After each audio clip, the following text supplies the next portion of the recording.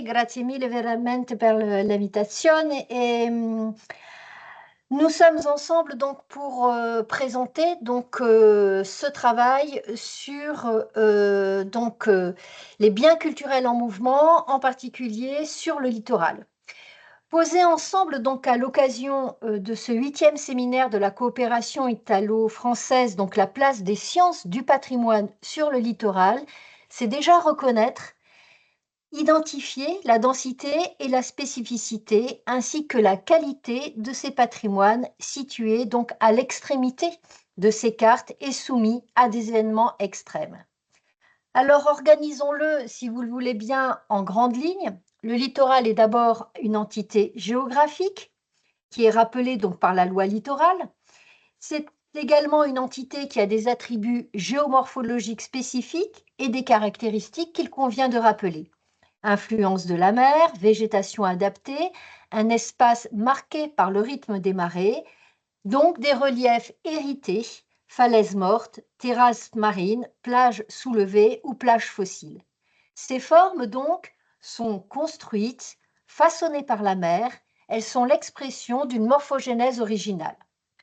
Le patrimoine culturel qui est décliné se décline effectivement en patrimoine portuaire, patrimoine militaire, patrimoine balnéaire, patrimoine nautique, navigant, patrimoine culturel immatériel, avec les savoir-faire liés au patrimoine vivant, mais également le patrimoine maritime, patrimoine cynégétique et patrimoine halieutique.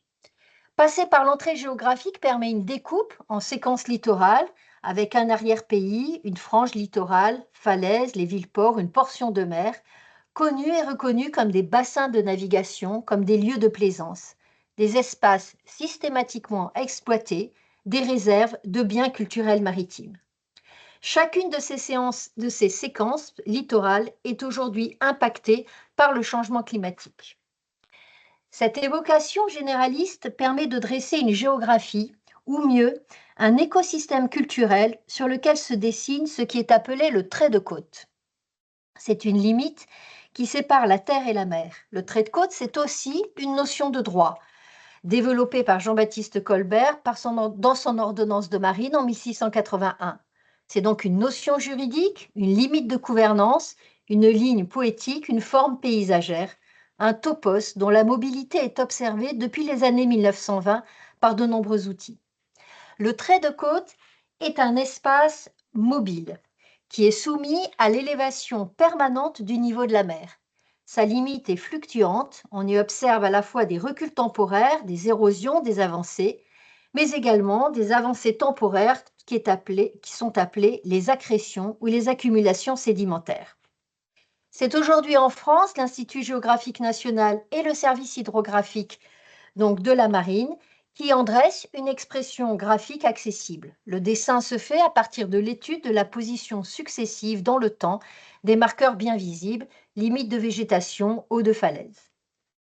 Le recul du trait de côte est donc un phénomène naturel irréversible qui relève d'une dynamique progressive, mais d'une dynamique anticipable. Les côtes reculent de façon continue sous l'action des vagues et des formes d'accumulation, donc avancent les plages, les dunes, les marais, les cordons. C'est donc bien la mobilité qui caractérise depuis longtemps le mieux le littoral. En ces lieux, tout bouge à des échelles de temps qui diffèrent. En quelques heures, à l'échelle de la marée, en quelques millénaires, à l'échelle du plan d'eau qui s'élève ou s'abaisse en mouvements imperceptibles. Les communautés riveraines ont toujours fait avec. Aujourd'hui, en France, depuis 2021, la loi Climat et Résilience a dédié une partie spécifique du Code de l'urbanisme au recul du trait de côte. Et elle prévoit pour chacune donc, des communes concernées l'élaboration d'une carte locale d'exposition qui retrouve et qui reprend en fait le trait de côte et qui met en place donc le plan de prévention des risques. Alors, nous avons choisi d'explorer à l'intérieur de cette intervention les sciences du patrimoine et les champs patrimoniaux qui se sont préoccupés à un moment donné et de plus en plus aujourd'hui, donc d'articuler en fait leur travail avec ce changement climatique. Donc, nous verrons dans un premier temps ce qui s'est fait avec la communauté donc du champ disciplinaire de l'archéologie. En effet, c'est en archéologie, l'archéologie, c'est savoir décrire l'altération, c'est connaître la déconnexion, l'éparpillement, la destruction violente des sols et de leur stratigraphie. Et donc, c'est sans doute la discipline qui s'est interrogée la première, et peut-être plus que les autres, sur les processus de taphonomie, c'est-à-dire la science de l'étude de la décomposition. L'axe 15 de la programmation de la recherche archéologique donc montre que souligne l'urgence de la recherche et de la collecte d'informations en raison notamment de l'accélération exponentielle de l'érosion côtière. Les journées du Drasme s'en sont fait également l'écho et notamment au travers donc du programme donc de la grotte Cosquer, donc cette grotte ornée paléolithique, un bilan sanitaire donc des secteurs noyés a été réalisé par Cyril Montoya et son équipe. La destruction à court terme est inévitable. Le choix a été donc de travailler en priorité sur les sols archéologiques, les parois, les entités graphiques, ce qu'on appelle les traces des activités anthropiques modestes, ténues, comme les points charbonneux, les traces digitées. Il y a donc bien là la volonté d'une acquisition extrêmement rapide des données, voire en urgence, des traitements et des relevés en 3D de l'art pariétal.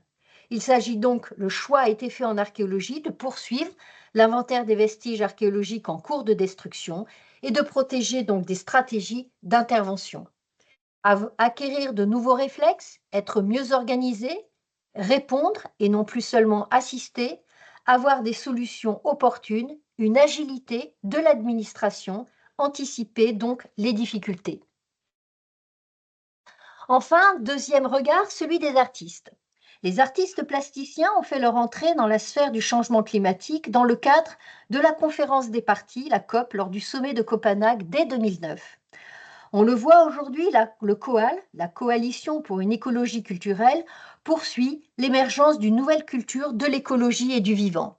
Le paysage maigrit, on lui voit les côtes. Debout les vaches, la mer monte.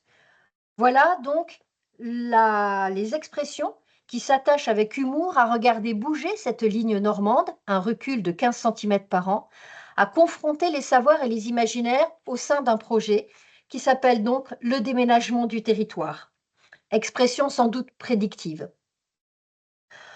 Une formation est également donnée de plus en plus donc, à l'Institut national du patrimoine dans le cadre de la formation initiale des conservateurs qui va explorer les changements de pratiques, chercher des réponses adaptées aux problématiques nouvelles au travers de la transmission, parfois des savoirs et des savoir-faire.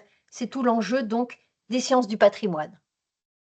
Autre regard, celui du Conservatoire du littoral. Le Conservatoire du littoral est un établissement public administratif de l'État qui occupe une place toute particulière dans le paysage des institutions de la France littorale.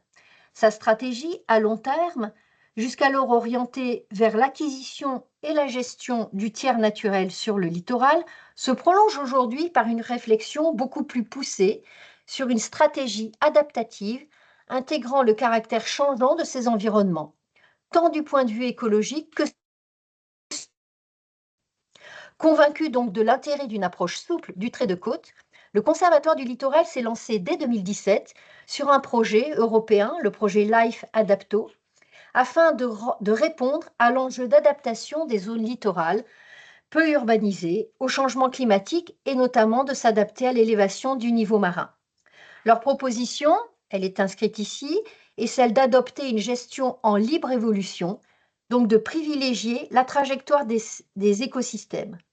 La libre évolution est tout sauf un abandon de moyens, c'est une autre façon d'être au monde, cohérente avec le changement permanent où celui-ci s'inscrit.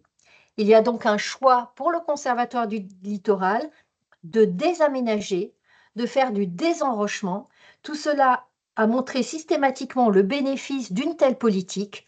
Les résultats ont montré que certains écosystèmes sont capables de participer à l'atténuation des phénomènes extrêmes et des aléas.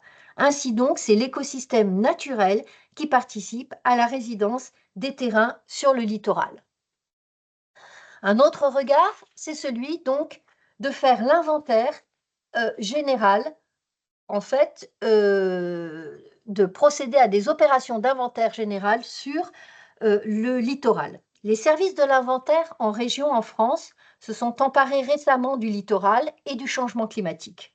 En Nouvelle-Aquitaine, telle que vous voyez ces images, la politique conduite par la région entend initier un esprit littoral.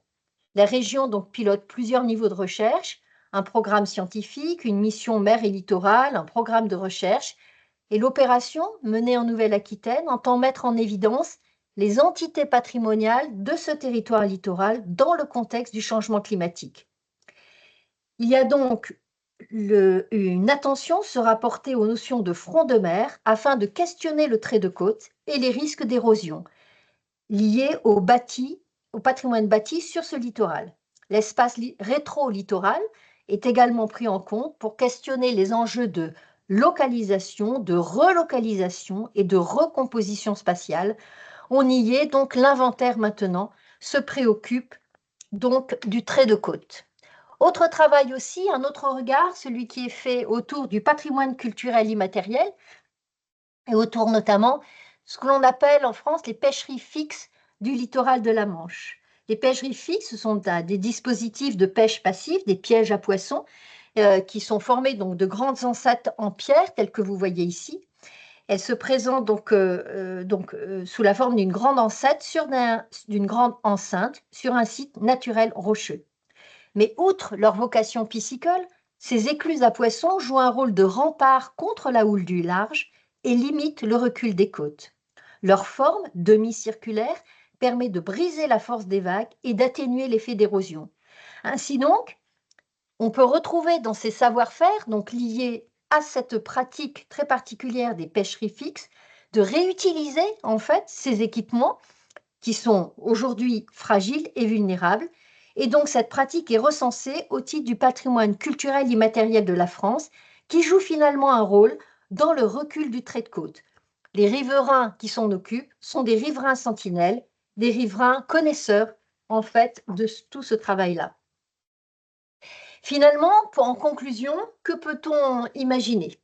Des choix, on l'a vu, ont été faits. Des choix en archéologie, la sauvegarde par l'étude, des choix par le conservateur du littoral, la gestion souple du trait de côte, des choix faits par l'inventaire général du patrimoine culturel, prendre une aire d'étude avec un regard prédictif, et enfin des choix également ont été faits par la création artistique. Les artistes donc nous réveillent, nous amusent, ils nous font garder de l'humour toujours. Et donc, on reste toujours dans ce devoir impérieux d'innovation par le ministère de la Culture. Donc, la question en conclusion, que faut-il faire? Anticiper, imaginer donc des opérations, des études systématiques avant l'effacement, le choix à faire ou apprendre à perdre. Que faire? Faut-il faire compter les morts, comme certains l'ont dit? Peut-être faut-il imaginer tout de suite penser autrement. Réussir, par exemple, à transformer les lieux d'érosion, les lieux de submersion, en ce que les créateurs, les artistes appellent des univers de reprise. Reprise des savoir-faire, reprise des savoirs habités. Avoir aussi une ingénierie nouvelle. Finalement, cette remise en marche a un aspect cognitif important, aussi bien en archéologie, à l'inventaire, que pour le conservateur du littoral. Est-ce que nous sommes prêts aujourd'hui à accueillir de nouveaux paysages, de nouveaux sables, de nouveaux trous? Pouvons-nous essayer de nous emparer avec humour et avec poésie des possibilités de ce futur difficile qui nous attend?